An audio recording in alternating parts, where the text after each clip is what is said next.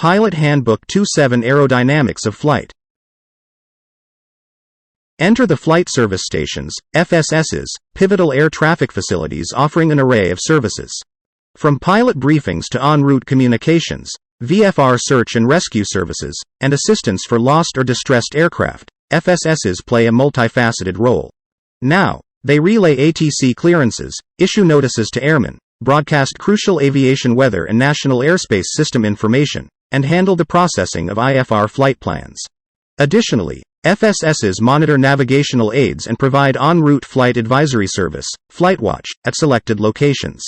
In Alaska, some FSSs go the extra mile, offering TWEB recordings and conducting weather observations. In essence, both internal resources, such as checklists and workload management, and external resources, notably ATC and FSSs, synergize to empower pilots in making effective decisions and ensuring the safety of flight operations. Now, let's explore the crucial concept of situational awareness, an integral aspect of ensuring aviation safety. Situational awareness involves the precise perception and understanding of all factors and conditions within the 5 fundamental risk elements: flight, pilot, aircraft, environment, and type of operation that influence safety. This awareness extends before, during, and after a flight. To bolster situational awareness, let's consider monitoring radio communications for traffic updates, weather discussions, and ATC communication. This can prove invaluable, aiding the pilot in constructing a comprehensive mental picture of the unfolding scenario.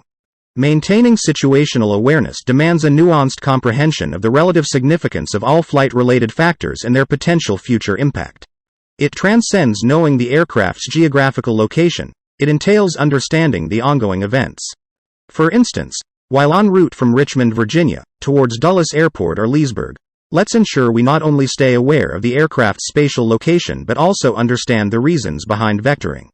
This proactive understanding is pivotal, especially in emergency situations, as it prevents unnecessary burdens arising from a lack of comprehension. However, several obstacles can impede the preservation of situational awareness. Factors such as fatigue, stress, and work overload can lead to fixation on a single perceived significant item, diminishing overall situational awareness. Distractions, often originating from seemingly minor issues, can divert our attention from crucial tasks like instrument monitoring and external scanning, culminating in accidents. Effective workload management is a cornerstone in safeguarding situational awareness. Let's actively plan, prioritize, and sequence tasks to prevent work overload. As our experience accumulates, we'll learn to anticipate and prepare for high workload periods during phases of low workload. Proactive measures like reviewing charts, setting radio frequencies in advance, and performing checklists well before critical moments significantly reduce workload as our flight approaches the airport. Recognizing signs of work overload is pivotal, as heightened workload can lead to reduced efficiency and narrowed focus on a singular task. In such instances, let's pause, assess, slow down, and prioritize tasks. This proactive approach, coupled with a rational and calm mindset, is crucial in reducing stress and enhancing our capacity to ensure safe flight operations. Our ability to manage workload effectively depends on experience, discipline, and training. Now, let's delve into the vital aspect of risk management, a cornerstone of safe aviation practices. The foundation for effective risk management lies in thorough preparation. So, here's what we can do to enhance risk management. Assess flight risks based on experience. Let's utilize a structured risk assessment approach. If faced with marginal weather conditions and limited IMC training, it's probably a good idea to consider canceling the flight. Passenger briefing using safety list. Now, ensure seatbelts are fastened for taxi, takeoff, and landing.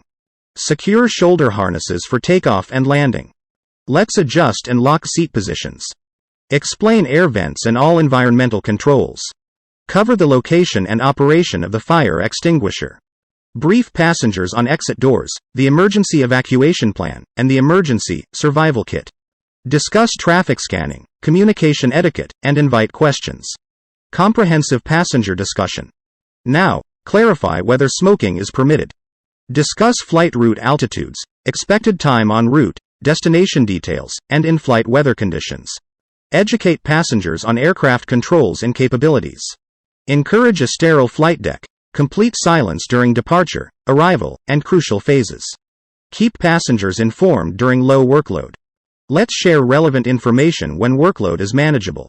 Engage passengers appropriately in the flying experience. Consider using right seat passenger for simple tasks. If needed, delegate simple tasks, like holding the chart, to the right seat passenger. This can help alleviate the pilot's workload. Moving on to automation in general aviation, it's essential to understand its transformative role. Automated aircraft, particularly technically advanced aircraft, feature integrated avionics systems, including a primary flight display, multifunction flight display, and a fully integrated autopilot. Automation, exemplified by electronic flight displays, has revolutionized information presentation and accessibility. While EFDs provide access to comprehensive databases, including traditional handbook information, there's a cautionary note. Pilots must guard against over-reliance on moving maps displayed on MFDs for navigation. Despite the convenience of electronic databases, pilots should verify calculations manually, emphasizing the maintenance of basic airmanship skills.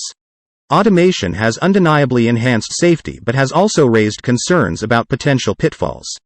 A critical study raised concerns about the diminishing basic flying skills of pilots due to increased reliance on automation. The worry is that pilots may lack proficiency in manual flying, impacting their ability to handle sudden emergencies. As automated flight decks became commonplace, unforeseen challenges emerged. Workload in automated flight decks sometimes increased, leading to concerns about potential complacency among flight crews.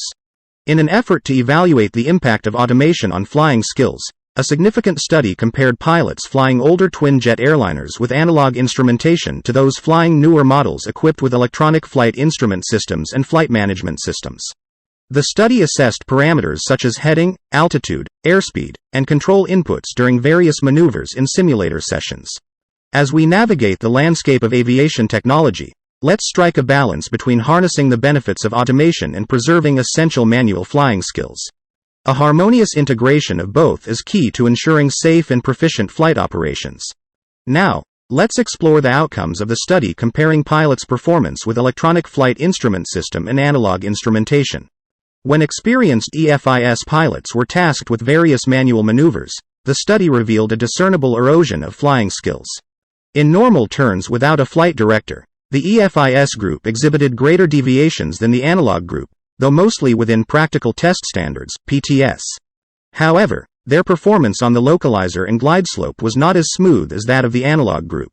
Moving to abnormal maneuvers like accelerated descent profiles or slam dunks, differences in hand flying skills became more pronounced. Analog crews displayed better adaptability, performing mental calculations adeptly and maneuvering the aircraft more smoothly during close crossing restrictions.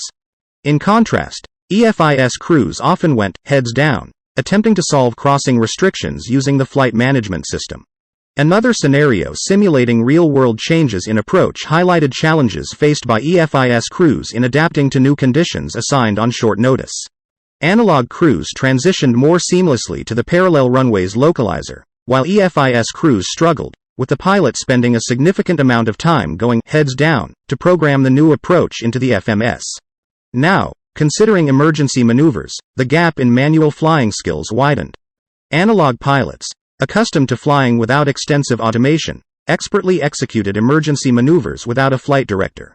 In contrast, standard operating procedures for EFIS operations involved using the flight director.